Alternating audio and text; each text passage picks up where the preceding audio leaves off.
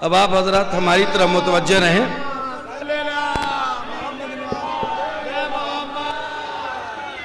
میں نے عرض کیا کہ کسی بھی کلام کے وزن کو سمجھنا ہے، کسی بھی کلام کی عظمت کو سمجھنا ہے تو پہلے حیثیت متکلم کو دیکھنا چاہیے. جتنا باعظمت متکلم ہوتا ہے اتنی ہی عظمت کلام کی ہو جاتی ہے. ایک وہ کلام ہے جو ہماری آپ کے زبان سے نکلتا ہے، اور ایک وہ کلام ہے، میں تو یہ طے نہیں کرنا پا رہا ہوں کہ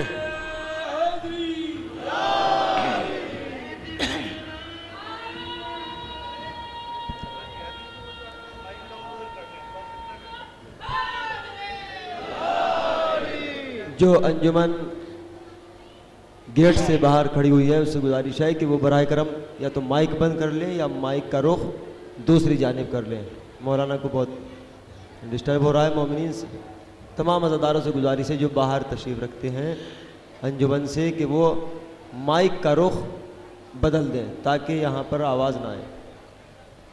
اللہم صلی علی محمد یا محمد.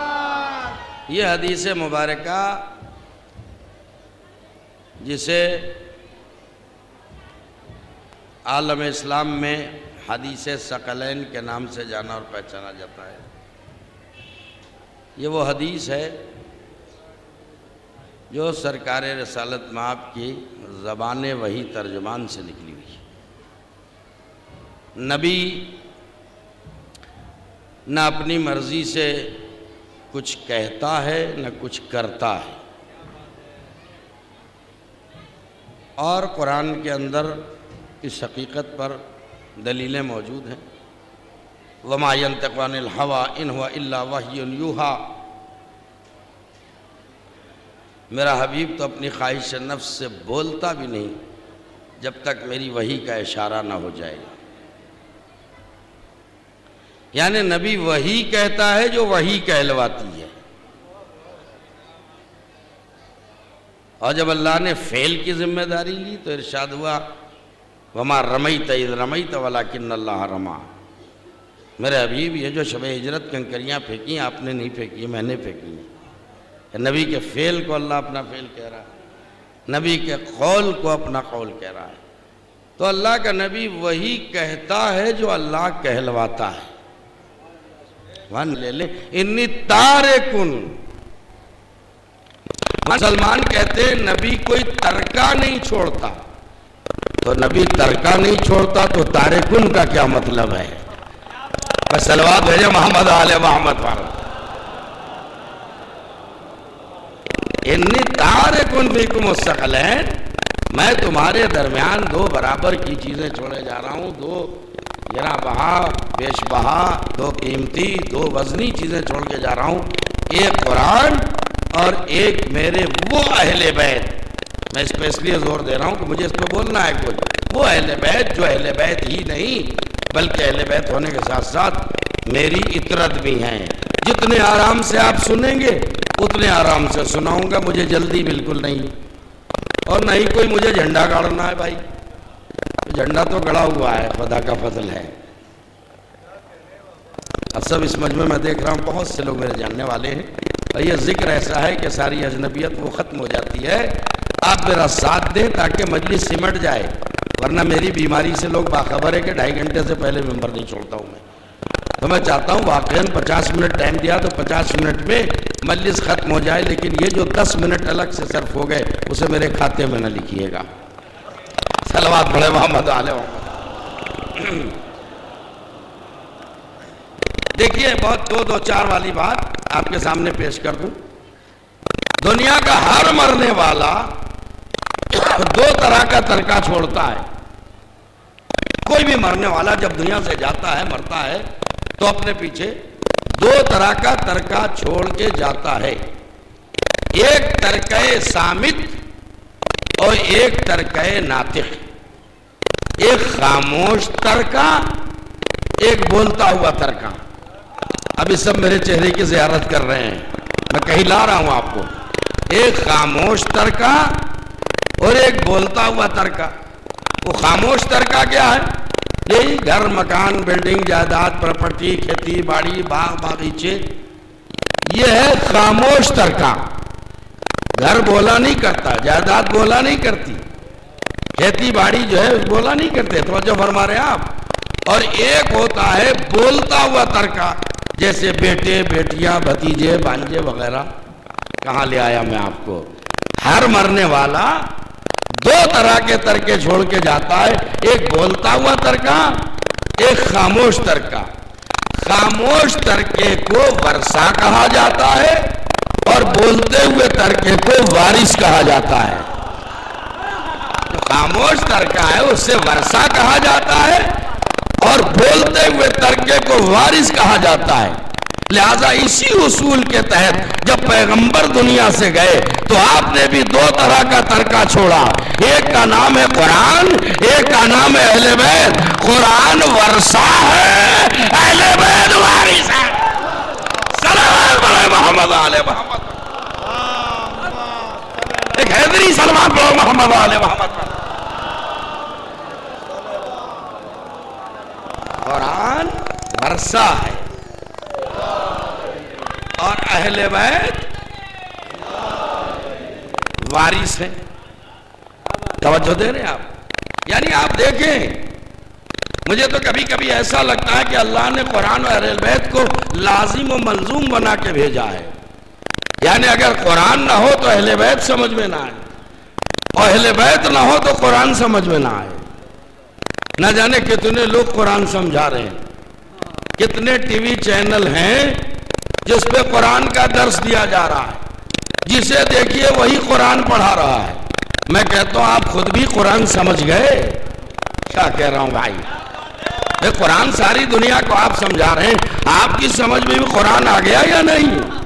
اگر آپ قرآن سمجھ گئے ہیں تبھی تو سمجھانے بیٹھے. تو میرا سوال ہے کہ اگر آپ قرآن سمجھ گئے ہیں تو مجھے بتائیے الف لام میم کا کیا مطلب ہے؟ آج دنیا کی ہر زبان میں قرآن کا ترجمہ ہو چکا ہے. اردو میں، ہندی میں، انگلش میں، فرانسیسی زبان میں، سواحلی زبان میں، ہر زبان میں ترجمہ ہو چکا ہے. ہم جس قرآن کو اٹھاتے ہیں ہم تلاش کرتے ہیں کہ بھائی ترجمے کے ٹھیکیداروں نے الف لام میم کا ترجمہ کیا کیا. تو ہم نے دیکھا اوپر بھی الف لام میم اور نیچے بھی الف لام میم. تو بھائی جو اوپر کی لفظ جو نیچے اتار دی یہ ترجمہ کہاں ہوا؟ بھائی 30 پارے کا قرآن کا ترجمہ کرنے بیٹھ گئے، الف لام میم کا ترجمہ کیوں نہیں کیا؟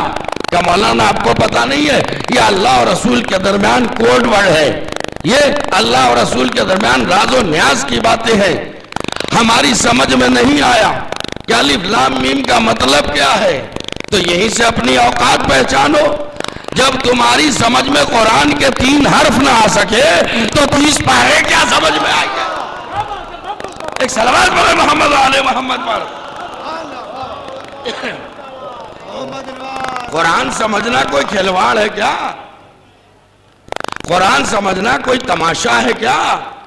جسے دیکھیے وہ قرآن سمجھا رہا ہے. لیکن قرآن سمجھانا سب کے بس کی بات نہیں ہے. دیکھیے ایک تو وہ قرآن ہے جو ہمارے گھروں میں ہے، دانتوں پہ ہے، پڑھا جاتا ہے یا نہیں مجھے نہیں معلوم، انشاءاللہ پڑھا جاتا ہوگا. ہر مسلمان کے گھر میں ایک عدد، کم سے کم ایک عدد قرآن تو موجود ہے. اب ایک قرآن اور ہے جس کا میں تذکرہ کرنا چاہتا ہوں قرآن کی روشنی میں. ارشاد ہوا انہ لقرآن کریم، یہ قرآن کریم ہے فی کتاب مکنون. یہ قرآن کریم کہاں ہے؟ چھپی ہوئی کتاب میں ہے. میرے ساتھ نہیں، میں جانتا ہوں رات دن آپ جاگ رہے ہیں، پرسوں بھی ساری رات جاگے، کل بھی ساری رات جاگے، لیکن تھوڑا سا میرا ساتھ دے دیجیے تاکہ میں مجلس پڑھ لوں. انہ لقرآن کریم فی کتاب مکنون، یہ قرآن کریم چھپی ہوئی کتاب میں ہے. کیا مسلمانوں کا فریضہ نہیں ہے کہ وہ اس چھپی ہوئی کتاب کو تلاش کریں؟ بھئی یہ جو قرآن ہمارے گھروں میں ہے یہ تو چھپی ہوئی کتاب ہے. کیا کہہ رہا ہوں بھائی؟ بھئی یہ تو چھپی ہوئی کتاب ہے، چاہے کسی پریس میں چھپی ہوئی ہو، چاہے مسلمان کا فریضہ نہیں ہے، تو وہ چھپی ہوئی کون سی کتاب ہے جس کا تذکرہ قرآن میں ہو رہا ہے؟ تو وارث قرآن کون ہوگا؟ وارث قرآن وہ نہیں ہوگا جو چھپی ہوئی کتاب کو اٹھائے پھر رہا ہے. کیا کہہ رہا ہوں بھائی؟ وارث قرآن وہ لوگ ہوں گے کہ جن کی رسائی چھپی ہوئی کتاب تک ہو. تو اب پوچھو قرآن سے چھپی ہوئی کتاب کون سی ہے؟ توجہ. اور پھر دیکھیے اس کتاب تک تو کوئی پہنچ جاتا ہے جو چھپی ہوئی ہے، لیکن اس کتاب تک ہر کس و ناقص کے بس کی بات نہیں ہے کہ پہنچ جائے جو چھپی ہوئی کتاب ہے. اس لیے کہ شرط بڑی سخت لگی ہوئی ہے. انہ لقرآن کریم فی کتاب مکنون، یہ قرآن کریم چھپی ہوئی کتاب میں ہے. لا یمسہ الا المطہرون، اسے تو کوئی مس نہیں کر سکتا سوائے ان کے کہ جنہیں اللہ نے طیب و طاہر بنا کے بھیجا ہے. یعنی جو الہی معیار کے مطابق طیب و طاہر ہوں انہی کی رسائی ہو سکتی ہے چھپی ہوئی کتاب تک. کاپیرات پر جا کے غالباً میری طرف متوجہ رہیے گا، کوئی بات کہنے جا رہا ہوں. تو چھپی ہوئی کتاب تک وہی پہنچیں گے جو الہی معیار کے مطابق طیب و طاہر ہوں. اب تلاش کرو وہ چھپی ہوئی کتاب کدھر ہے جس میں حقیقت قرآن نقش ہے. قرآن کی دوسری آیت نے سہارا دیا، نزلہ علی قلبک، میرے حبیب میں نے اس قرآن کو آپ کے قلب پہ اتارا. تو وارث قرآن وہ نہیں ہو سکتے جو نبی سے ملنے آئے تو بیٹھک میں بٹھا دیا جائے اور بس. نہیں ہے میرے ساتھ. بیٹھک تک جن کی رسائی ہو وہ وارث قرآن نہیں ہو سکتے. چھپی ہوئی کتاب سے مراد ہے قلب پیغمبر. اب نبی کے بعد وارث قرآن وہی ہوں گے جن کی رسائی قلب پیغمبر تک ہو. توجہ ہے نا؟ اب آپ کو قلب و زبان کا رشتہ تو معلوم ہے نا. تو اب فلسفہ سمجھ میں آیا. یہ نبی کبھی حسن کو کبھی حسین کو زبان کیوں چساتے تھے؟ نہیں سناٹے کو توڑوں. آج اگر 80-85 برس کا کوئی بوڑھا نانا اپنے نواسے کے دہن میں اپنی زبان دے دے اور مسلسل اسے زبان چسانے لگے تو 1500 انگلیاں اٹھ جائیں گی. بڈھے تیرا دماغ خراب ہو گیا ہے، بچے کی زندگی سے کھلواڑ کر رہا ہے. ارے یہ معصوم بچے کو زبان کیوں چسا رہا ہے؟ تو وہ یہی تو کہے گا کہ میرا نواسا ہے، تم سے کیا مطلب؟ تو ہمیں آپ کو کہنے کا حق ہے کہ نہیں، تمہارا نانا نواسے کا رشتہ ہے، ہمارا اس سے انسانی رشتہ ہے. اے بڈھے تیری حرکت سے بچے کی جان خطرے میں پڑ سکتی ہے. بوڑھا نانا سوال کرے گا کہ بھائی میرے زبان چسانے سے، توجہ، یہ بچے کی زندگی خطرے میں کیسے پڑ جائے گی؟ کیا تجھے پتا نہیں کمبخت، اگر تو یہ مسلسل اپنی حرکت کرتا رہے گا اور نواسے کو زبان چساتا رہے گا تو تیرے سینے میں جتنے جراثیم ہیں سب بچے میں منتقل ہو جائیں گے. نہیں توجہ دی؟ تو مسئلہ حل ہو گیا. بھئی جس کے سینے میں جو ہوگا وہی تو منتقل ہوگا. تو جس نانا کے سینے میں جراثیم ہوں گے وہاں جراثیم منتقل ہوں گے، اور جس نانا کے سینے میں علم قرآن ہو، صلی اللہ علیہ محمد علیہ محمد، وہ نانا اگر زبان چسائے گا تو علم قرآن منتقل ہوگا یا نہیں؟ ایک سلوات پڑھے محمد علیہ محمد پر. پہچانو وارث قرآن کو. آج عالم اسلام کا ایک بڑا طبقہ گمراہی کا شکار کیوں ہو گیا؟ خود کو مسلمان بھی کہتا ہے اور مسلسل اسلام کو نقصان بھی پہنچا رہا ہے. آیا راچے بیاں آج نیٹ کا زمانہ ہے، ایک ایک منٹ ایک ایک سیکنڈ کی خبریں فوراً منتقل ہوتی ہیں. جو آج عالم اسلام میں ہو رہا ہے آپ تو دیکھ رہے ہیں. یہ ایسا کیوں ہو رہا ہے؟ حدیث کا اگلا حصہ، ما ان تمسکتم بہما لن تضلوا بعدی، اگر تم لوگ قرآن اور اہل بیت دونوں کا دامن مضبوطی سے تھامے رہو گے تو میں گارنٹی سے بات کہہ رہا ہوں کہ میرے بعد تم ہرگز ہرگز گمراہ نہیں ہوگے. یہ ہے منطوق. اب اس کا نکالیے مفہوم. مفہوم یہ نکلا کہ اگر ان دونوں میں سے ایک کو بھی چھوڑ دیا تو ضرور گمراہ ہو جاؤ گے. اب اگر کسی معاشرے میں گمراہی کا ماحول پیدا ہو جائے تو سمجھ لیجئے کہ یا تو انہوں نے قرآن کو چھوڑ دیا ہے یا اہل بیت کو چھوڑ دیا ہے. ایک سلوات پڑھے محمد والے محمد پر. ایک اور سلوات پڑھیے محمد والے محمد.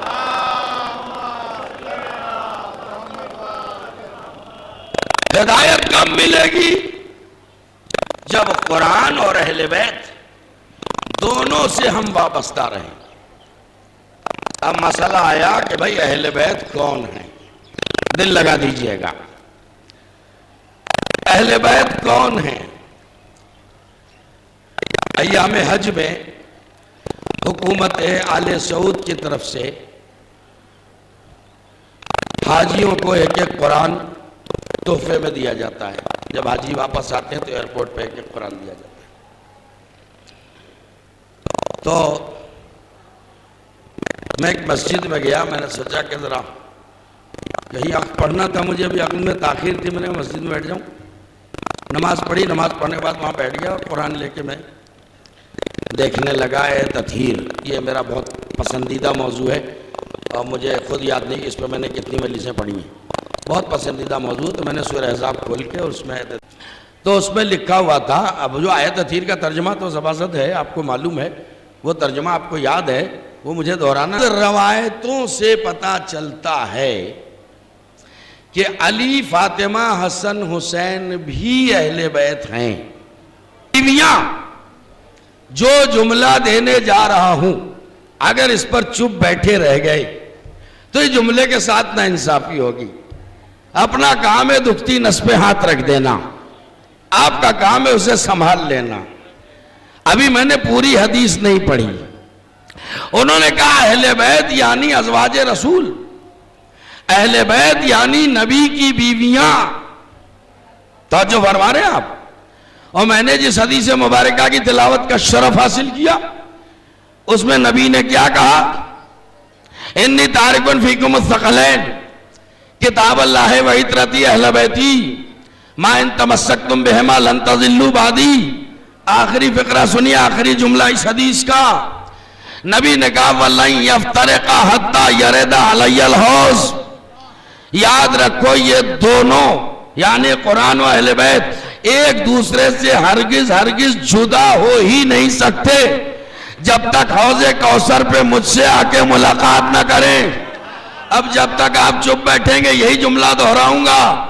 نبی کہہ کے چلے گئے یہ دونوں ایک دوسرے سے جدا ہو ہی نہیں سکتے، جدا ہو ہی نہیں سکتے جب تک حوض کوثر پہ مجھ سے آ کے ملاقات نہ کریں. آپ نے کہا اہل بیت ہیں نبی کی بیویاں، تو بھیا قرآن تو آج بھی موجود ہے. کیا کہہ رہا بھائی؟ وہ نبی کی بیویاں کدھر چلی گئیں جنہیں آپ اہل بیت مانتے ہیں؟ بھئی کم سے کم 9 میں سے ایک تو زندہ رہ جاتی. صلوات پڑھے محمد والے محمد پر. ایک تو رہ جاتی تاکہ ہم دیکھ لیتے یہ تو قرآن اور یہ اہل بیت صاحبہ ہے. توجہ ہے؟ اس کا مطلب یہ ہے کہ اہل بیت وہ ہوگا کہ جب تک قرآن رہے تب تک اہل بیت رہیں، جب تک قرآن رہے تب تک اہل بیت رہے. معجزے کا فلسفہ کیا ہے؟ اللہ اپنے بندگان خاص کو معجزے عطا کرتا ہے، معجزے عطا کرتا ہے. اور یہ اصول رہا ہے کہ جب تک صاحب معجزہ رہا، دنیا میں معجزہ رہا، صاحب اعجاز چلا گیا، اس کے ساتھ اس کا معجزہ چلا گیا. نبی کا معجزہ ہے قرآن. نبی 63 برس کی زندگی گزار کے دنیا سے چلے گئے، نبی کا معجزہ آج بھی باقی ہے. تو بھئی یہ کیا ہوا کہ اللہ نے اصول توڑ دیا؟ یہ نبی کا معجزہ آج بھی باقی ہے. یہ خود اس بات کی دلیل ہے کہ کوئی معجز نما ہے. صلوات پڑھیں محمد آل محمد پر.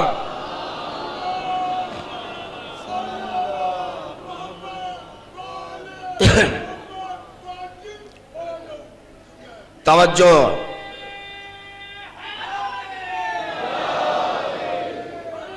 قرآن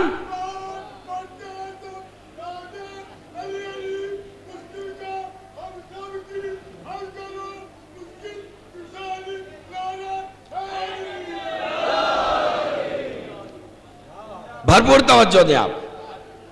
میں آپ کا وقت ضائع کرنے نہیں آیا. میں چاہتا ہوں کہ 2-4 باتیں آپ کی خدمت پیش کروں اور تخفیف زحمت. کون ہے قرآن اور کون ہے اہل بیت؟ قرآن کو تو سب پہچانتے ہیں، لیکن جو قرآن کو پہچانوانے آئے انہیں کتنے لوگوں نے پہچانا؟ یہ نبی نے اطرتی کی لفظ یوں ہی استعمال نہیں کی ہے. اگر خالی اہل بیتی کہہ دیتے تو گھر والوں میں نہ جانے کون کون داخل ہو جاتا. نبی نے اطرتی کہہ کے سارا جھگڑا ہی صاف کر دیا کہ دیکھو خالی اہل بیت نہیں، تمہارے درمیان جنہیں چھوڑ کے جا رہا ہوں، ایک تو قرآن، ایک میرے وہ اہل بیت جو میری اطرت بھی ہیں. دیکھیے یہ وہ باتیں ہیں اس لیے نہیں چھیڑی جاتی کہ مجلس نہیں چلے گی، میری نہیں چلے گی. ممبر پہ آؤ تو یہ سوچ کے نہیں کہ اپنی چلانی ہے. ممبر پہ آؤ یہ سوچ کے آؤ کہ یہاں اہل بیت کی چلانی ہے. ممبر کس کا ہے؟ جس کا ممبر ہے اس کی چلاؤ. اور جب تک یہ ذہن نہیں بنے گا، ممبر پہ شمشاد احمد آیا، اپنے کو منوانے آیا ہے، میں بڑا خطیب ہوں اور بڑی سجی ہوئی مجلس پڑھتا ہوں اور یہ ہے وہ ہے، تو میرا نفس شامل ہو گیا، ثواب سب رائے گاں ہو گیا. یہاں میں بیٹھنا ہے، بیٹھ کے کس کو منوانا ہے؟ جن کو منوانے کے لیے ممبر جیسی نعمت ہمیں ملی ہے. یہاں بیٹھو، آل محمد کو منواؤ اور قرآن کے حوالے سے دنیا کے سامنے اہل بیت کا تعارف پیش کرو. دامن وقت میں گنجائش نہیں ہے، باتیں بہت ہیں، عمریں ختم ہو جائیں، قیامت آ جائے، مگر ان کے ذکر کا کوئی حق ادا ہو سکتا ہے؟ ممکن نہیں ہے. ذرا سی توجہ دیں. اطرتی کیوں کہا؟ ابھی تو لوگ بیت کو نہیں سمجھے، تو اہل بیت کو کیا سمجھیں گے؟ بیت کی قسمیں ہیں بھائی، بیت نسب، بیت حسب، بیت سبب. اور یاد رکھیے جتنی قسمیں بیت کی ہیں اتنی قسمیں اہل بیت کی بنا لیجئے. یہ بیت نسب کسے کہتے ہیں؟ بیت حسب کسے کہتے ہیں؟ بیت سبب کسے کہتے ہیں؟ آپ تو ایسے چپ بیٹھے کہ جیسے ان اصطلاحوں سے واقف ہی نہیں ہیں. جب بچوں کا رشتہ طے ہوتا ہے تو کیا کہتے ہیں؟ بھائی حسب نسب بھی دیکھ لیا ہے. بہت سی لفظیں ہم بولتے ہیں لیکن اس کے معنی کیا اس کو سمجھنا چاہیے.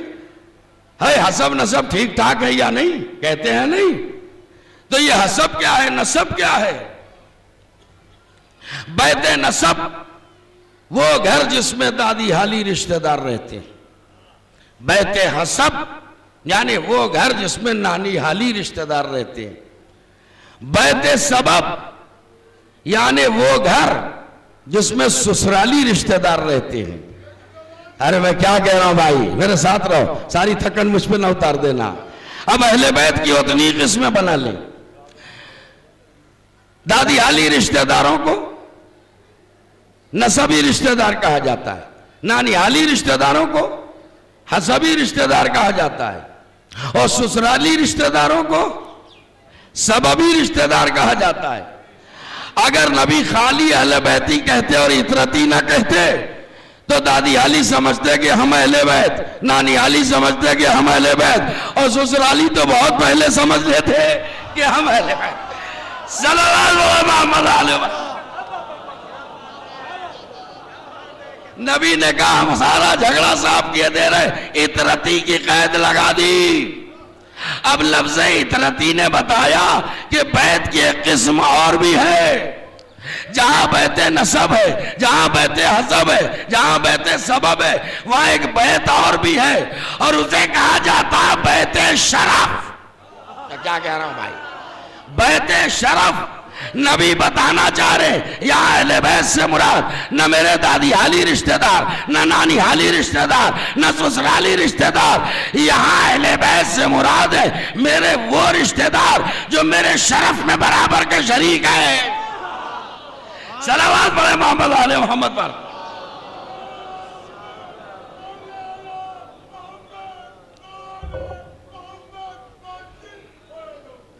ایک حیدری صلوات بھیج دیجیے محمد علیہ محمد۔ ایک اور صلوات بھیج دیجیے۔ نعرہ حیدری۔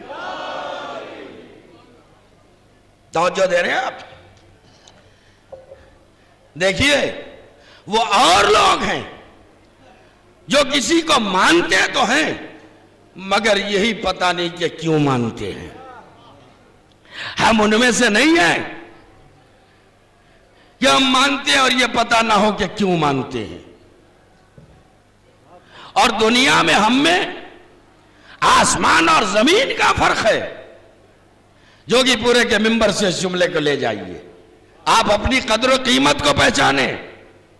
خوشا نصیب کہ اللہ نے آپ کو ایسے گھرانے میں پیدا کیا جو مکتب اہل بیت سے جڑا ہوا ہے، ورنہ دیکھیں دنیا میں کیا حشر ہو رہا ہے۔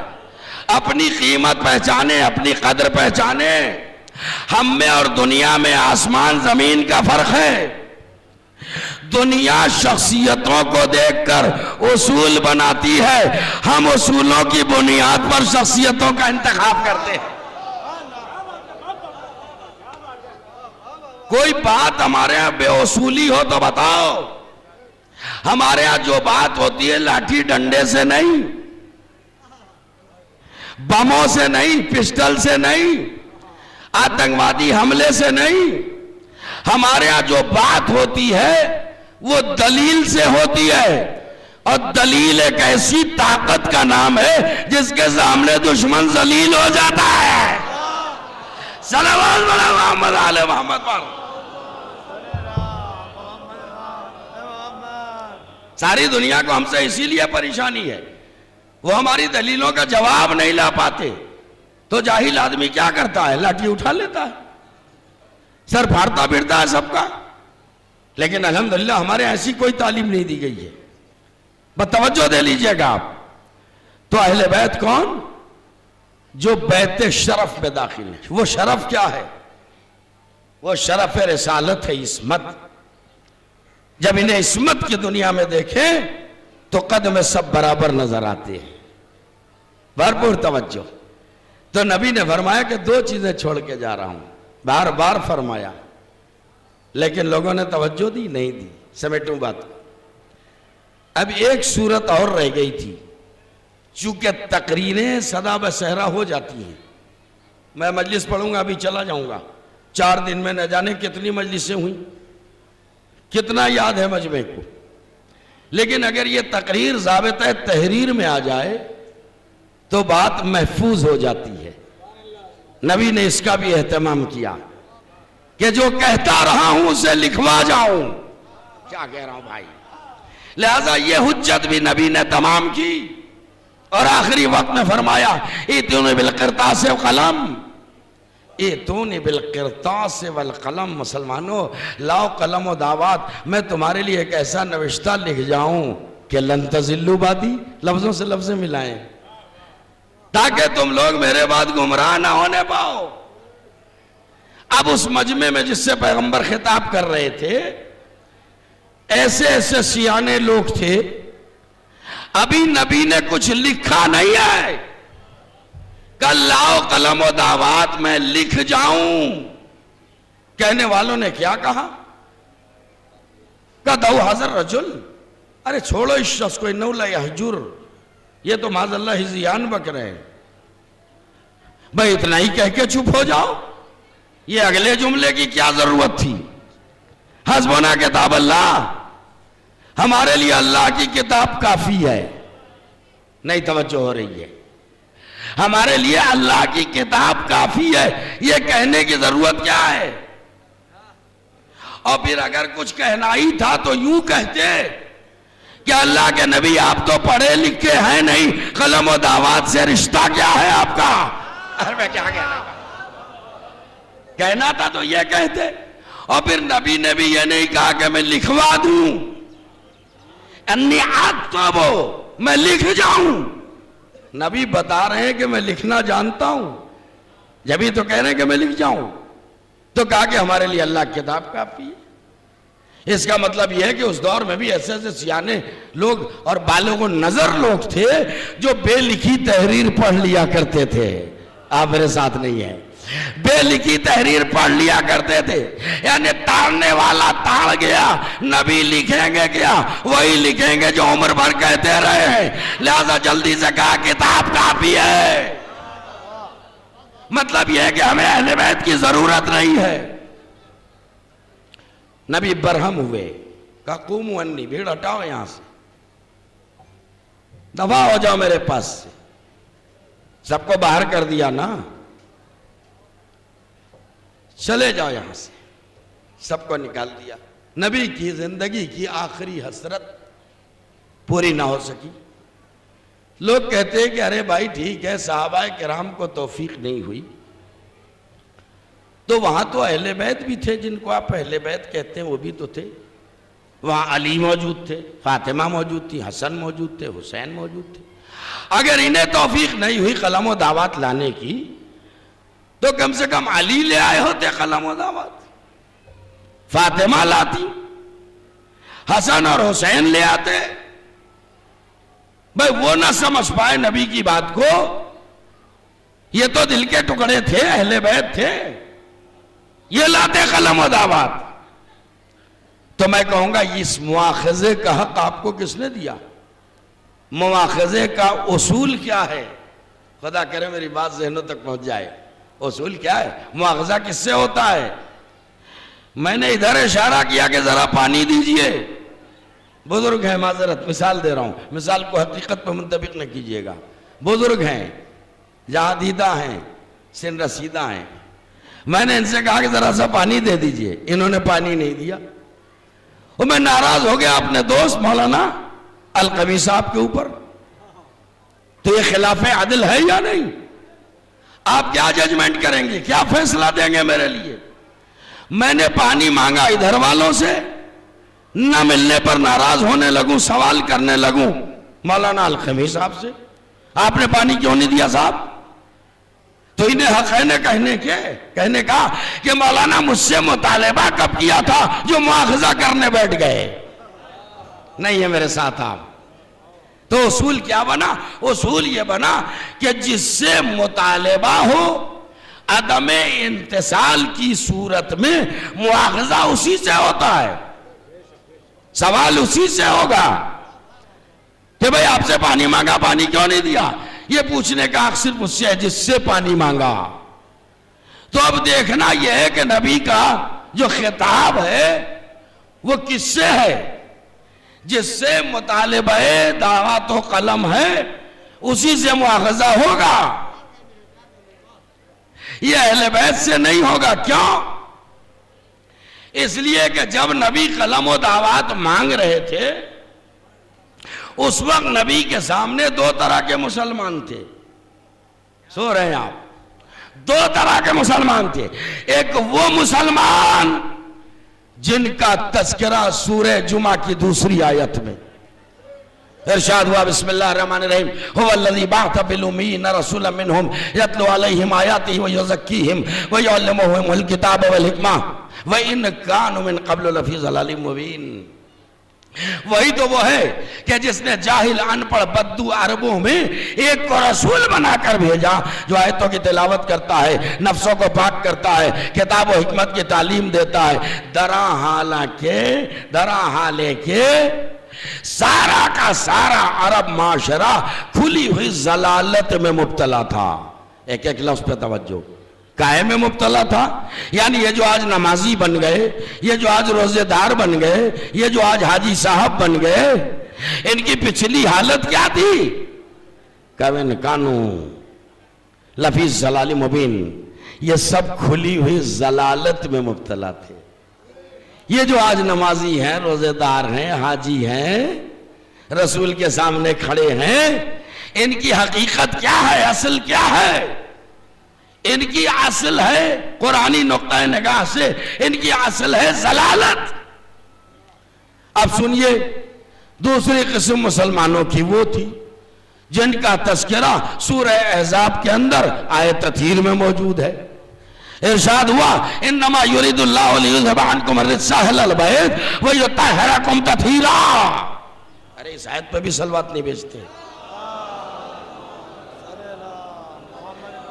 اے اہل بیت، اللہ کا صرف اور صرف یہی ارادہ ہے کہ تم سے تمام گندگیوں کو دور رکھے اور تمہیں پاک رکھے جو پاک رکھنے کا حق ہے۔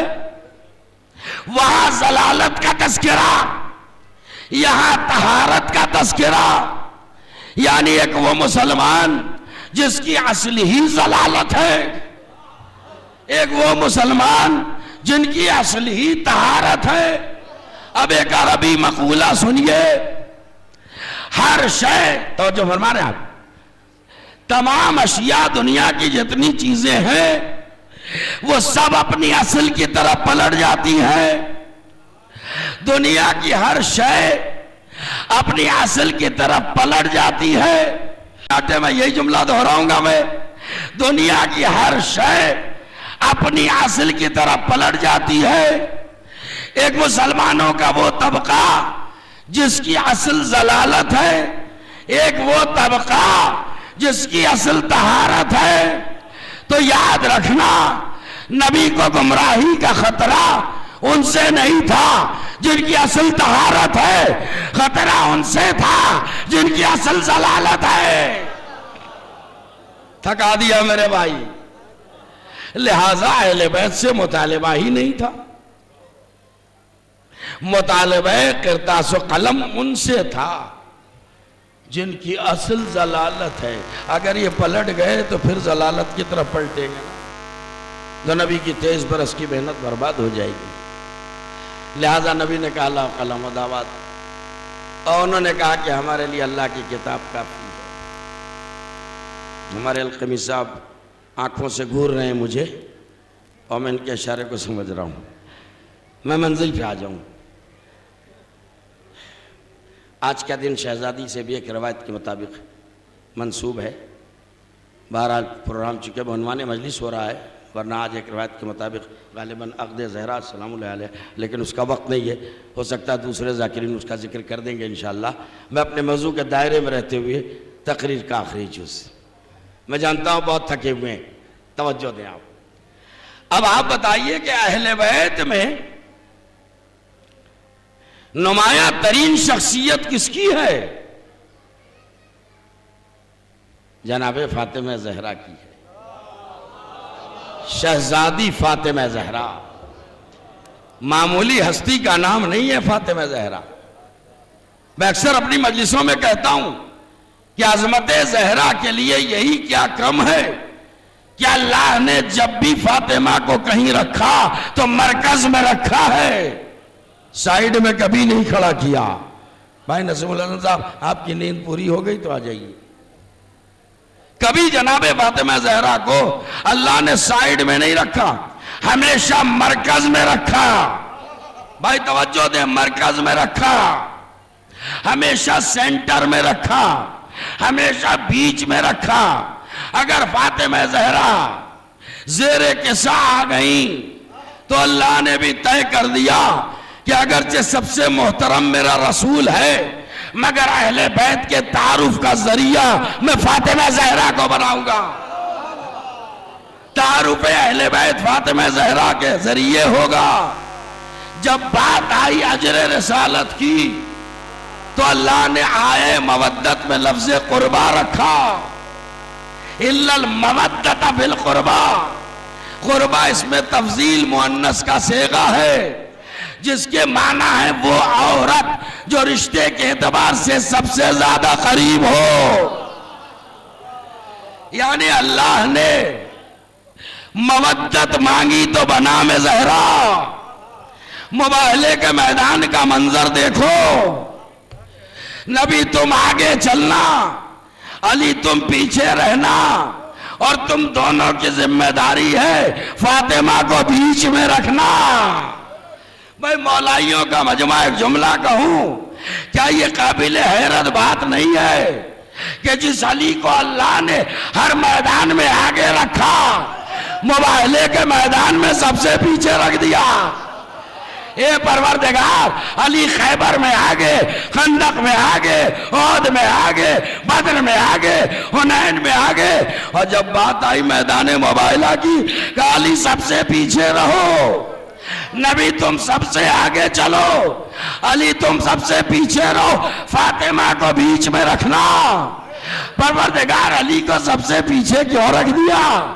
کہ تمہیں پتہ نہیں ہے ہر میدان میں ہم نے علی کو آگے اس لیے رکھا کہ وہاں علی کو پہچانوانا تھا۔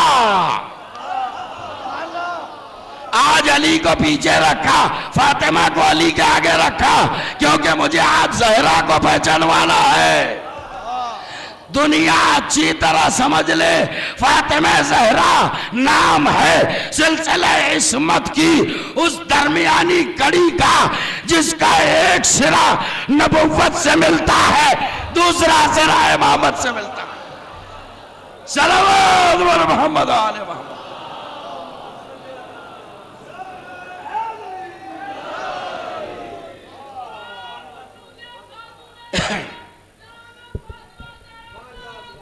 لاکھوں درود و سلام۔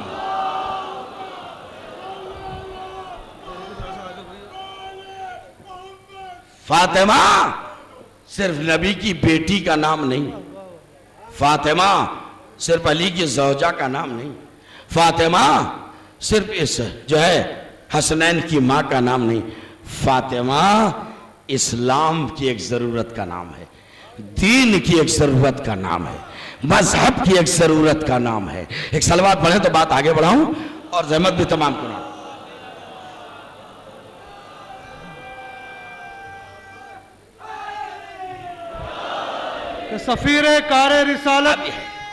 سفیر کار رسالت وجود نقطہ با، سفیر کار رسالت وجود نقطہ با، نبی کی بیٹی کا کیا مرتبہ ہے جانتا ہے؟ نبی کی بیٹی کا کیا مرتبہ ہے جانتا ہے؟ تو جو خطبہ پڑھتے ہوئے رزق کائنات کو دے، وہ اپنے واسطے زہرا سے رزق مانگتا ہے۔ نعرہ حیدری! خدا سلامت۔ بس میں آ گیا، قریب آ گیا منزل کے۔ یہ جو نعرہ دیا حسبنا کتاب اللہ، فاطمہ زہرا نے اس نعرے کی کلی اتار دی بھرے دربار میں۔ کیا کہا تھا کل؟ حسبنا کتاب اللہ۔ اور جب اسلام کی اس قداور بی بی نے، بعظمت شخصیت نے بڑے دربار میں اپنا دعوی ملکیت پیش کیا، انصاف سے بتائیے، فاطمہ نے جب اپنا دعوی ملکیت پیش کیا تو فاطمہ کے دعوے کی رد میں قرآن پڑھا گیا یا حدیث سنائی گئی؟ ارے نہیں، مجھے اب آپ سے شکایت ہے، مجھے شکایت ہے، میں نے کوئی بات کہی۔ جب فاطمہ نے بڑے دربار میں اپنے حق کا مطالبہ کیا تو فاطمہ کے دعوے کی رد میں میرا آپ سے سوال ہے، آپ علم مجلسی رکھتے ہیں، ماشاءاللہ ہمیں فخر ہے کہ ہمارے قوم کے بچوں اور نوجوانوں کے مقابلے میں اچھے اچھے ملا نہیں ٹک پاتے، ایسا نہ ہو کہ میرے خیال غلط ہو جائے۔ مجھے سوال کا جواب دیجئے کہ جب فاطمہ نے اپنا دعوی ملکیت پیش کیا تو فاطمہ کے دعوے کی رد میں ادھر سے قرآن پڑھا گیا یا حدیث سنائی گئی؟ بولو نا بھائی، حدیث سنائی نا، وہ مجہولہ صحیح، وہ مفروضہ صحیح ہے، وہ من گھڑت حدیث صحیح، سنائی تو حدیث نا۔ جب فاطمہ زہرا نے کہا کہ یہ پراپرٹی میرے بابا مجھے دے کے گئے ہیں، تو ادھر سے کیا کہا گیا کہ آپ کے بابا کی حدیث ہے، آپ کے بابا، یہ تو بعد میں طے ہوگا، یہ تو آپ کے بابا کی حدیث ہے، نحنو معاشر الانبیاء لا نرث ولا نورث، ہم گروہ انبیاء نہ کسی کو وارث بناتے ہیں نہ بنتے۔ جیسے ہی انہوں نے کہا کہ آپ کے بابا کی حدیث ہے، ہم گروہ انبیاء نے کسی کو وارث بناتے ہیں نہ بنتے ہیں، تو فاطمہ نے حدیث کے جواب میں حدیث نہیں پڑھی، فوراً قرآن پڑھا۔ بھئی میں موضوع کے دائرے میں سنیے، فوراً قرآن پڑھا، وَوَرِثَ سُلَيْمَانُ داؤد۔ ارے یہ کون سی حدیث سنائی جو قرآن کی آیت سے ٹکرا رہی ہے؟ وَوَرِثَ سُلَيْمَانُ داؤد، سلیمان داؤد کے وارث بنے۔ فاطمہ نے لمحے فکریہ دے دیا کہ اگر میرے بابا کی حدیث ہے تو مانو، یا تو سلیمان و داؤد نبی نہیں، یا مانو کہ یہ حدیث غلط ہے، نبی وارث بناتا بھی ہے بنتا بھی ہے۔ اب دیکھیے ضد کا کوئی علاج نہیں، موت کا علاج نہیں اور ضد کا کوئی علاج نہیں۔ کہا وہ ٹھیک ہے لیکن وہ آپ کے بابا کی حدیث ہے، بدلتی ہے جس وقت ظالم کی نیت، نہیں کام آتی دلیل اور حجت۔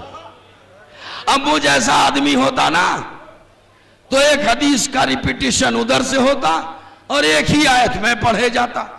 کمال زہرا دیکھو، انہوں نے وہی حدیث پڑھ دی، فاطمہ نے اب دوسری آیت پڑھی، دوسری آیت پڑھی۔ انہوں نے کہا لیکن آپ کے بابا کی حدیث ہے، فاطمہ نے تیسری آیت پڑھی۔ ٹائم نہیں ہے، سمیٹ رہا ہوں میں۔ کہا لیکن اس حدیث کو کیا کریں، آپ کے بابا کی حدیث ہے۔ فاطمہ نے چوتھی حدیث پڑھی، چوتھی آیت پڑھی، چوتھی آیت پڑھی۔ کہا مگر یہ جو حدیث ہے آپ نے پانچویں آیت پڑھی۔ سمجھ رہے بات کو؟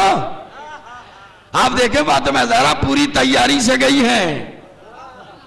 توجہ ہے نا، کن کن حالات کا سامنا کرنا پڑے گا۔ اگر اپنے باپ کی طرح فاطمہ بھی عالم الغیب نہ ہوتی تو اتنی تیاری سے نہ جاتی۔ پھر حدیث پڑھی، چھٹی آیت پڑھ دی، ادھر سے وہی حدیث، آپ نے ساتویں آیت پڑھی۔ میں کہوں گا شہزادی آپ نے ایک آیت پڑھی، سامنے والا وہی حدیث پڑھے جا رہا۔ آپ نے دوسری آیت پڑھی، سامنے والا وہی حدیث پڑھ رہا، تو اب چپ ہو جائیے۔ سامنے والے نے نہ ماننے کی قسم کھا رکھی ہے کہ جب آ گئی ہوں تو اوقات پہچنوا کے جاؤں گی، اوقات پہچنوا کے جاؤں گی۔ میں زمانے کو بتانا چاہتی ہوں کہ ایک وارث قرآن کے سامنے کسی لاوارث حدیث کی حیثیت کیا ہے۔ بھائی مجھے تھکائے دے رہے ہو، توجہ دے رہے ہیں آپ؟ ایک آیت پڑھی، دوسری آیت پڑھی، تیسری آیت پڑھی، چوتھی آیت پڑھی، پانچویں، چھٹی، ساتویں۔ اے بی بی یہ آیت پہ آیت کیوں پڑھ رہی ہیں؟ ایک پڑھ دی، دو پڑھ دی، تین پڑھ دی۔ ایک حدیث کے بعد جتنی بار اس حدیث کو ریپیٹ کیا سامنے والے نے، اتنی بار آپ نے ایک نئی آیت سے استدلال کیا۔ لگتا ہے کہ تھک گئے ہو، میری آخری بات ہے، پوری تقریر کا نچوڑ دیے دے رہا ہوں میں، ہے ایک نئی آیت۔ شہزادی آپ بتانا کیا چاہتی ہوں؟ کہ میں بتانا چاہتی ہوں کہ کل جب میرے بابا انہیں قرآن و اہل بیت دے رہے تھے تو انہوں نے کہا تھا ہمیں قرآن کافی ہے۔ آج میں قرآن پڑھ رہی ہوں تو یہ حدیث سنائے جا رہے ہیں۔ صلوات بر محمد و آل محمد۔ ارے واہ کیا فلسفہ، عقیدے پر ڈٹے رہو نا۔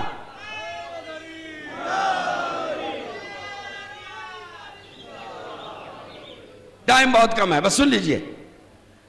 کہا اچھا یہ بتائیے، اب تھوڑا نرم پڑھنا پڑا نا، آخر آیت تو آیت ہے نا۔ کہا یہ بتائیے کہ وہ آپ کا کوئی گواہ ہوا بھی ہے؟ کہ میں ایسی تھوڑی آئی ہوں بھائی نصیب اللہ میری طرف رہیے، میں ایسی تھوڑی آ گئی ہوں، پوری تیاری سے آئی ہوں۔ کون ہے گواہ؟ کہ میرے گواہ علی مرتضیٰ۔ کہ ایک عدد علی کہاں؟ کیا کہوں، ٹائم نہیں میرے پاس۔ کہ دیکھیے نصاب شہادت مکمل نہیں ہے شریعت محمدی میں، ان سادہ شریعت کون جانتا ہے بیچارے، شریعت سمجھا رہے ہیں فاطمہ کو۔ شریعت محمدی میں 2 گواہ ہونا چاہیے، علی کی گواہی اکیلی ہے، پھر وہ آپ کے شوہر ہیں، وہ تو بات آپ کسی کہیں گے، اور کوئی گواہ ہو تو پیش کیجئے۔ کہا حسن و حسین۔ کہ لے آپ بھی کیا کر رہی ہیں، یہ ابھی قید ان کے ہیں، یہ نابالغ ہیں، بچے ہیں، بچوں کی گواہی قابل قبول نہیں۔ دکھتی نس پہ ہاتھ رکھوں، یہ بہت کم سین ہے، ابھی بچے ہیں، ان کی گواہی کا کیا اعتبار؟ میرا سوال ہے اہل دربار سے کہ حسنین آج زیادہ بچے ہیں یا مباہلے میں زیادہ بچے تھے؟ ارے حسین نانا کی گود سے نبی کی رسالت کی گواہی دے تو عیسائی مان لے، اور وہ حسین اب اپنے پیروں چل کے فاطمہ کی عصمت کی گواہی دے؟ کہتے ہیں نابالغ ان کی گواہی کا کیا اعتبار؟ عیسیٰ گہوارے سے عصمت مریم کی گواہی دے، کیا کہہ رہا بھائی؟ تو مان لی جائے، اور یہ بچے پیروں چل کے آ کے عصمت زہرا کی گواہی دے؟ کہ لے بچے ہیں، اور کوئی گواہ ہو تو بتائیے۔ میں نے غلط نہیں کہا ہے، اپنے باپ کی طرف فاطمہ زہرا بھی عالم الغیب تھی۔ اگر زہرا عالم الغیب نہ ہوتی تو چلیے علی کو لاتی، حسنین کو لاتی، کبھی گواہ بنا کے ام ایمن کو نہ لاتی۔ میں کیا کہہ رہا ہوں بھائی؟ جن کی تاریخ پہ نظر ہے وہی کیف اٹھائیں گے اس بات سے جو میں کہنے جا رہا ہوں۔ کہا اور کوئی گواہ؟ کیا میری گواہ ام ایمن ہے؟ سناٹا ہو گیا نا۔ اب ام ایمن کو پڑھو۔ ام ایمن اس جھوٹی حدیث کا عملی جواب ہے جن کو فاطمہ لے کے آئی ہیں، عملی جواب۔ میں نے کہا نا پوری تیاری سے شہزادی آئی ہیں۔ کیا میری گواہ ام ایمن ہے؟ گھر میں فضہ بھی ہے، توجہ ہے نا؟ یہ بات میں ذرا فضہ کو گواہ بنا کے کیوں نہیں لائیں؟ نہیں سناٹا ہے بھائی، اب ربر کی طرح تقریر بڑھ گئی تو میری ذمہ داری نہیں ہے، مجھے سمیٹ لینے دیجئے بات کو، میں آخری مرحلے میں ہوں بالکل۔ فضہ کیوں نہیں؟ اسماء بنت امیس کو گواہ بنا کے کیوں نہیں لائیں؟ یہ ام ایمن کو گواہ بنا کے کیوں لائیں؟ کیا تمہیں پتا نہیں ہے؟ مجھے معلوم تھا کہ جو حدیث پڑھی جائے گی اس کا جواب نہ فضہ بن سکتی ہے نہ اسماء بن سکتی ہے، اس کا جواب صرف اور صرف ام ایمن ہے۔ یعنی تاریخ پڑھیے تو اندازہ ہوتا ہے کہ فاطمہ عالم الغیب تھی، انہیں پتا تھا کہ میرے دعوے کی رد میں کون سی حدیث پڑھی جائے گی۔ آپ کے بابا کی حدیث ہے، ہم کرو ہے انبیاء، نہ کسی کو وارث بناتے ہیں نہ بنتے ہیں، نہ وارث بناتے ہیں نہ بنتے ہیں، نہ وارث بناتے ہیں نہ بنتے ہیں۔ فاطمہ نے کہا اس کا عملی جواب ام ایمن ہے۔ اب تاریخ پڑھو، ام ایمن کو پہچانو، جواب خود بخود فراہم ہو جائے گا۔ ام ایمن کون ہے؟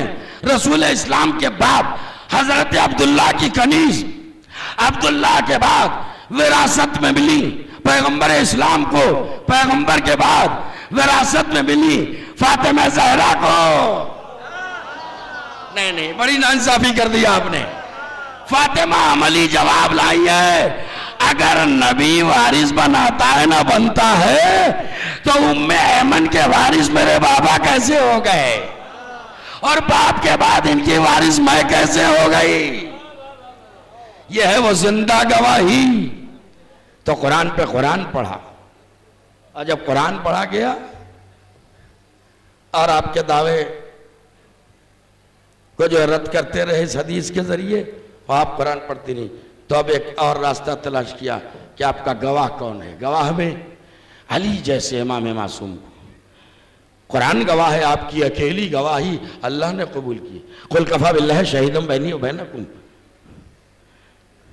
اذ یقول الذین کفروا لست مرسلا، میرے حبیب یہ کافر کہتے ہیں کہ اب اللہ کے رسول نہیں ہیں، ان سے کہہ دیجئے کہ ہماری رسالت کی گواہی کے لیے ادھر اللہ کی ذات کافی ہے اور بندوں میں ایک اکیلی ذات اس کی کافی ہے گواہی کے لیے جو کل کتاب کا عالم ہے۔ تو کل کتاب کا عالم کون ہے؟ سوائے علی مرتضیٰ کے کوئی ہے کیا جو کل کتاب کا عالم ہو؟ تو اللہ اکیلی گواہی مان رہا ہے علی کی، آپ رد کر رہے ہیں۔ ایک سوال اس کا جواب مجلس تمام۔ اے شہزادی یہ تو بتائیے کہ آپ نے اس حدیث کی رد میں قرآن کی 7 آیتیں پڑھی، مگر سامنے والے تو نہ ماننے کی قسم کھا کے بیٹھے ہوئے ہیں۔ تو جب قرآن کی حدیث اور قرآن کی آیتیں آپ پیش کر رہی اور یہ نہیں مانتے تو اب اہل بیت کو کیوں پیش کیا؟ واپس چلی آئیے، ختم ہو گئی میری بات، آخری جملہ، واپس چلی آئیے۔ نیت کو تو آپ نے بھاپ لیا، کچھ ملنے والا نہیں ہے، واپس آ جائیں۔ مگر شہزادی آپ نے عجب اہتمام کیا، پہلے قرآن پڑھا بعد میں اہل بیت کو پیش کیا۔ یہ اہل بیت کو پیش کرنے کی ضرورت کیا ہے؟ کہ میں زمانے کو بتا کے جانا چاہتی ہوں کہ دیکھو کل جب دین پہ وقت پڑا اور میرے بابا سے عیسائی الجھے، 3 دن تک میرے بابا عیسائیوں کے سامنے قرآن پیش کرتے رہے، انہوں نے نہیں مانا، لیکن جب میدان مباہلہ میں اپنے اہل بیت کو پیش کیا تو عیسائیوں نے بھی صداقت کا کلمہ پڑھ لیا۔ مگر یہ لوگ اپنے عقیدے میں اتنے بدتر ہیں جو نہ قرآن کو مان رہے ہیں نہ اہل بیت کو مان رہے ہیں۔ صلوات بر محمد و آل محمد۔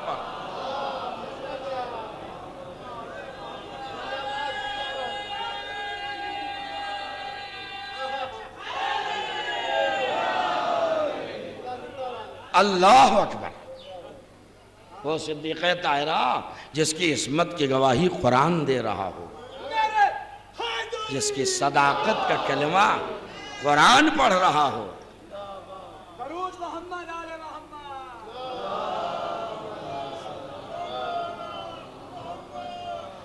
اس کی گواہی مسترد کی جائے،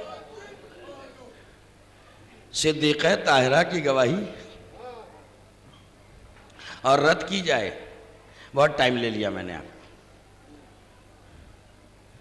ارے جو ملکہ جنت ہو، جو خاتون جنت ہو، اس کی نظر میں ایک باغ کی حیثیت کیا ہے؟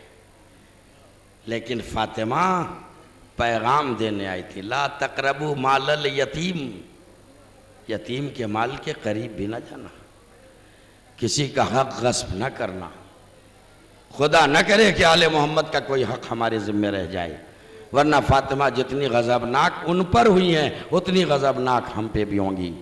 اس لیے کہ وہ گھرانہ نہیں ہے جنہیں ہم لفظوں سے خوش کر لیں، انہیں صرف کردار سے خوش کیا جا سکتا ہے۔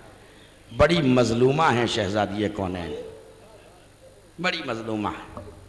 سوچئے فاطمہ زہرا پر کیا بیت گئی ہوگی۔ بڑا طولانی خطبہ ہے جسے خطبہ فدق کہتے ہیں۔ صلوات پڑھ دیں۔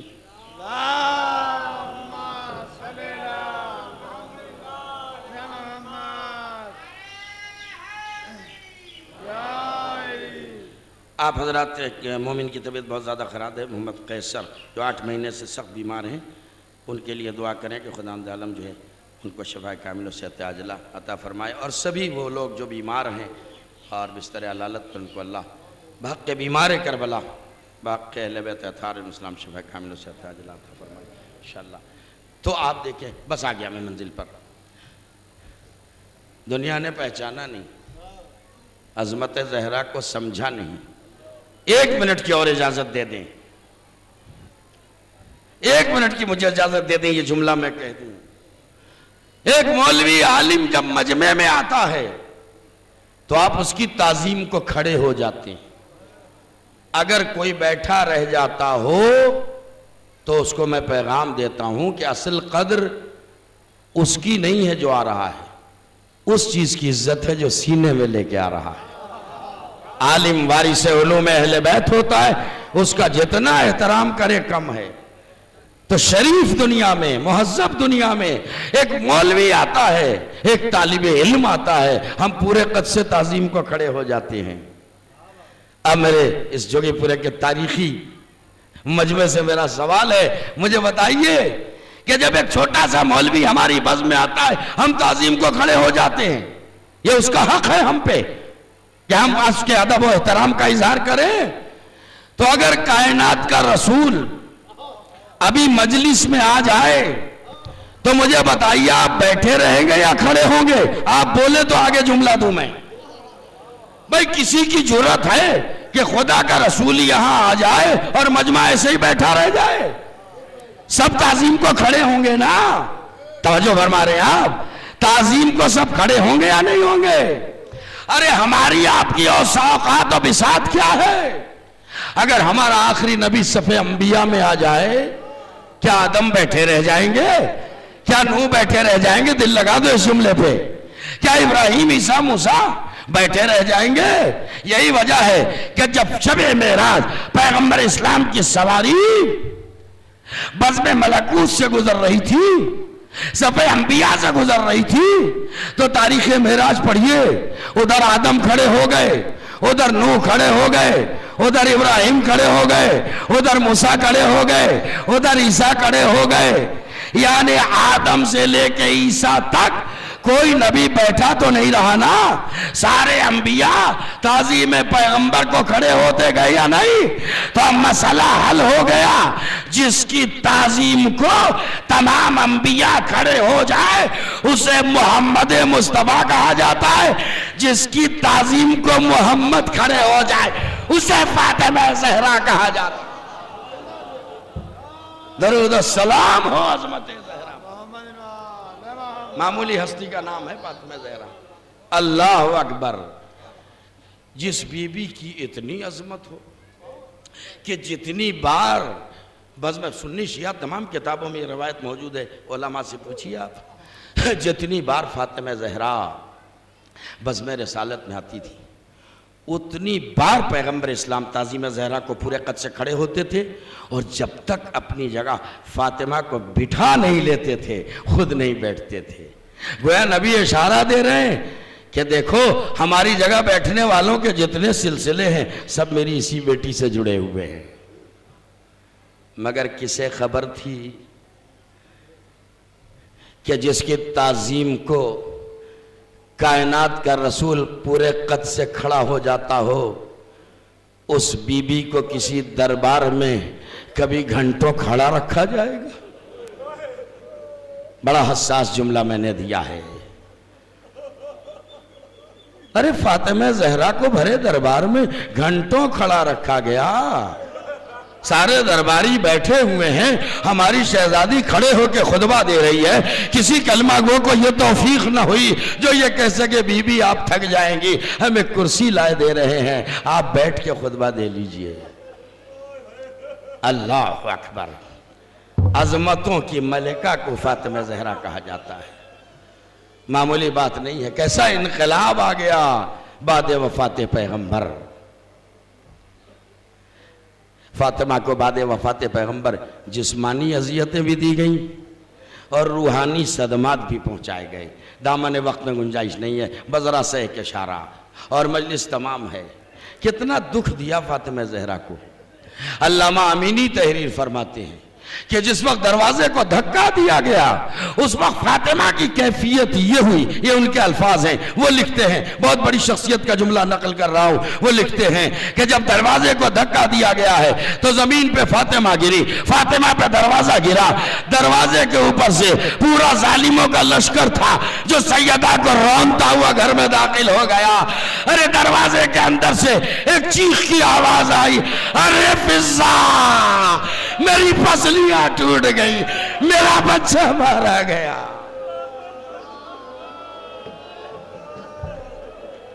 کیا نبی کی بیٹی کا احترام کیا ہے؟ بطن کا بچہ شہید ہو گیا، میری پسلیاں ٹوٹ گئی۔ اور پھر عالم یہ ہے کہ رات دن فاطمہ زہرا مرثیہ پڑھتی تھی، صبت علیہ مصائب اللہ انہا صبت علیہ میں سرنا لیا لیا۔ اللہ اکبر! بس سنیں اور مجلس تمام کیے دیتا ہوں۔ وہ وقت آیا فاطمہ دنیا سے چلی گئی۔ میں نے جہاں سے مجلس کی ابتدا کی تھی وہی مجلس کی انتہا کرنا چاہتا ہوں. ہر دنیا سے جانے والا دو طرح کا ترکہ چھوڑ کے جاتا ہے. ایک بولتا ہوا ترکہ، ایک خاموش ترکہ. فاطمہ دنیا سے جا رہی ہے، آپ نے حسین کو چھوڑا، حسن کو چھوڑا، زینب کو چھوڑا، ام کلثوم کو چھوڑا. یہ تھا بولتا ہوا ترکہ. اور ایک ترکہ آپ نے چھوڑا ہے جو خاموش ترکہ ہے. وہ کون سا ترکہ ہے؟ وہ ہے فاطمہ زہرا کی چادر.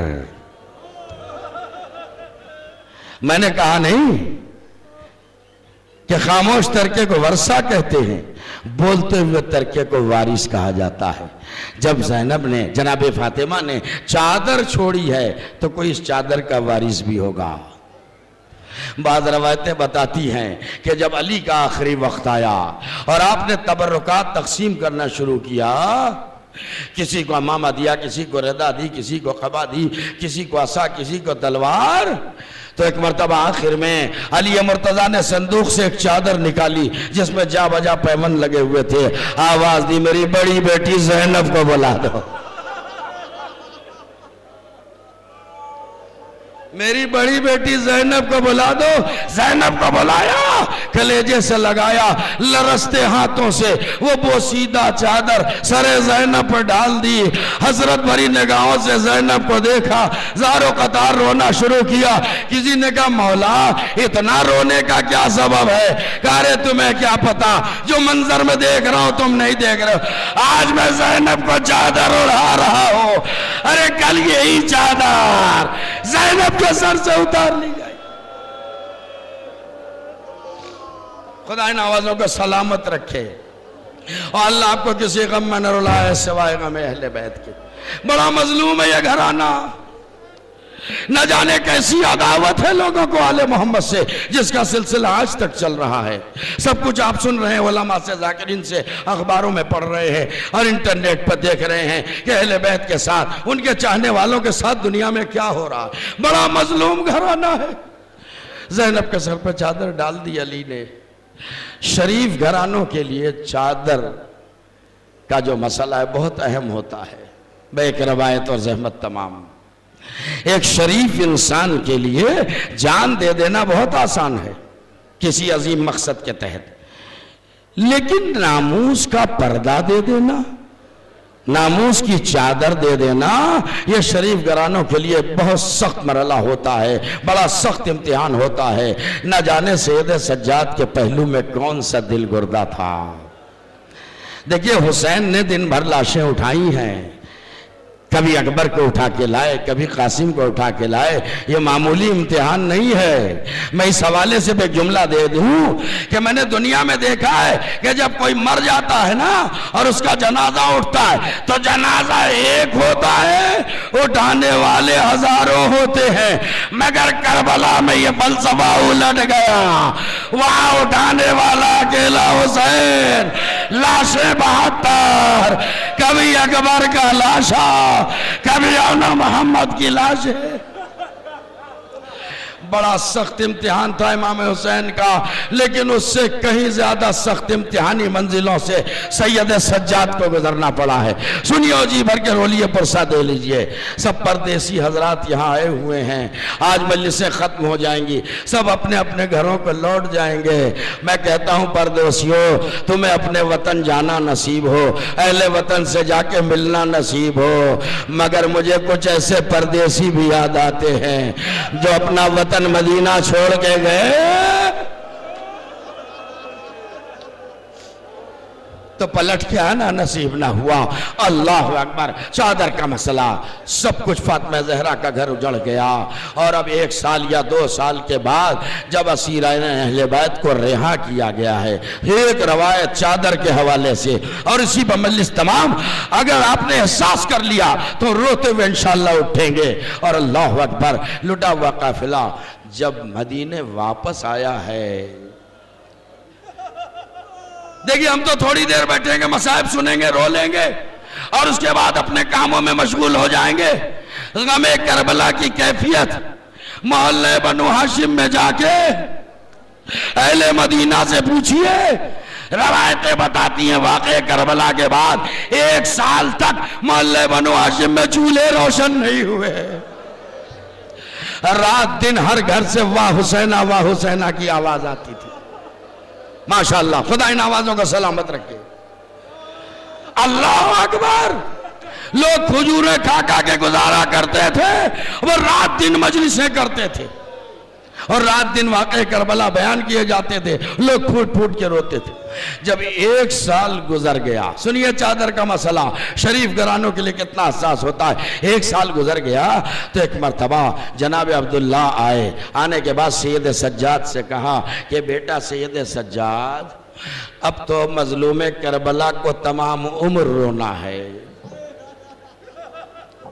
لیکن اے سید سجاد جائیے اپنی پھوپھی سے کہہ دیجئے کہ جب سے میرا گھر چھوڑ کے رخصت ہوئی ہے, میرا گھر ویرانے میں بدل گیا ہے. لہذا وہاں کے اپنے گھر میں صفائے عزائے حسین بچھائے. میں نے آسانی سے پڑھ دیا, آپ نے آسانی سے سن لیا. کس بی بی کا ذکر کر رہا ہوں میں؟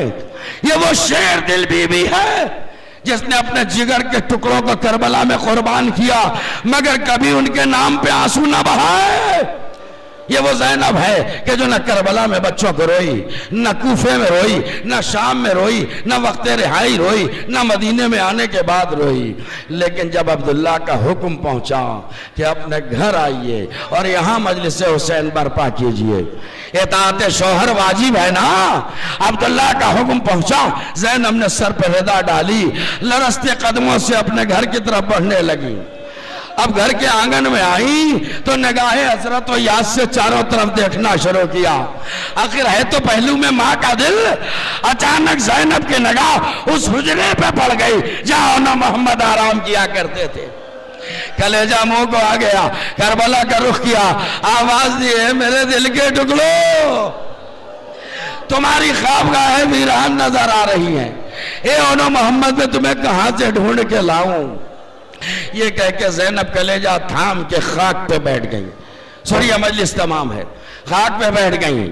جناب عبداللہ کہیں باہر تشریف لے گئے تھے, گھر میں نہیں تھے اس وقت. تھوڑی دیر میں جناب عبداللہ جو وارد بیت الشرف ہوئے تو دیکھا ایک بوڑھی عورت ہے جو سر گھٹنے پہ رہی ہے, زاروں رکھے, زاروں قطار رو رہی ہے.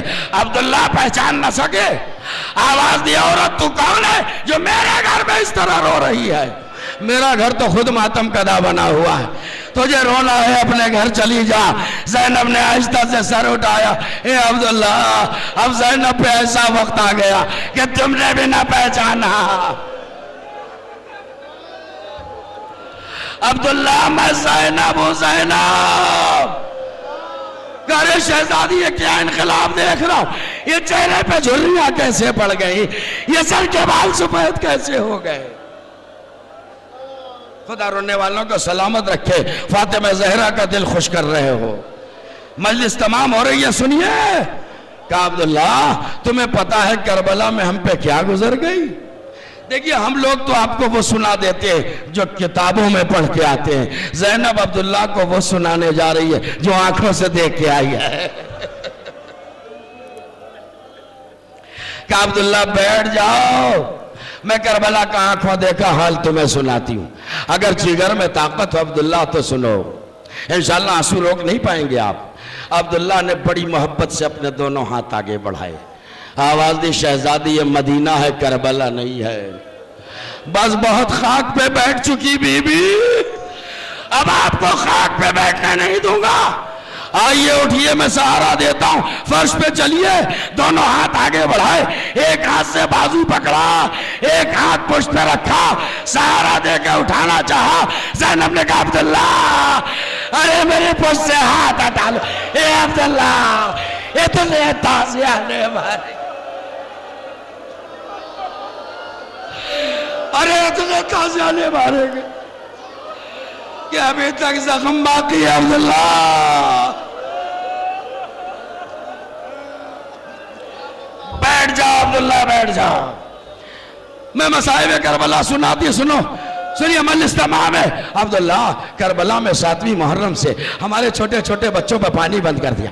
اے عبداللہ ہمارے ننھے نے بچے ہاتھوں میں سوکھے کوزے لیے ہوئے ایک خیمے سے دوسرے میں، دوسرے سے تیسرے میں جاتے تھے، التش الت کی شدائیں بلند کرتے تھے۔